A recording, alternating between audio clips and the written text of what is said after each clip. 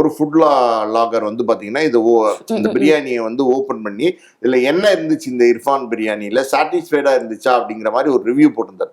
அவர் எதுவுமே சொல்லல, அவர் இர்ஃபானை திட்டல, ஸ்கேமு எதுவுமே வார்த்தையே பயன்படுத்தல.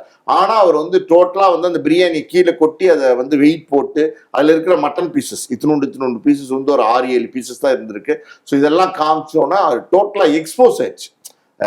இர்ஃபானோட பிரியாணி என்ன குவாலிட்டியில இருந்துச்சு, என்ன டேஸ்ட்ல இருந்துச்சு, டேஸ்ட் நல்லா இருந்துச்சா, அதனுடைய குவாலிட்டி நல்லா இருந்துச்சா, எல்லாமே வந்து டோட்டலா எக்ஸ்போஸ் ஆயிடுச்சு. அவர் சொன்னது என்னன்னா 1 கிலோ பிரியாணி, 1.5 கிலோ கறி எல்லாம் சொன்னாரு. ஆனா வந்து பாத்தீங்கன்னா அவர் கொடுத்திருக்க கறி எல்லாம் பாத்தீங்கன்னா ஒரு 600 கிராம் தான் இருக்குங்கிறாங்க.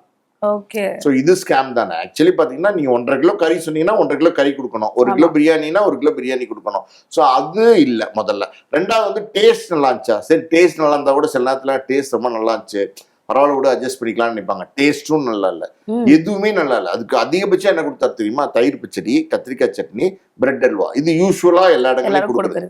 இப்ப நம்ம இதை கம்பேர் பண்ணணும் அப்படின்னா இந்த பிரியாணி 3650க்கு ஒர்த்தா அப்படின்னா நிச்சயமா ஒர்த்து கிடையாது. டோட்டலா அற்ற வேஸ்ட். வாங்கினவங்க சாப்பிட்டவங்க எல்லாருக்குமே பாத்தீங்கன்னா அன்னைக்கு வந்து திருப்தி இல்லாம போச்சு. இப்படி பண்ணிட்டாரே இர்ஃபான் அப்படின்னு நிறைய பேர் வந்து விமர்சனம் பண்ண ஆரம்பிச்சிட்டாங்க.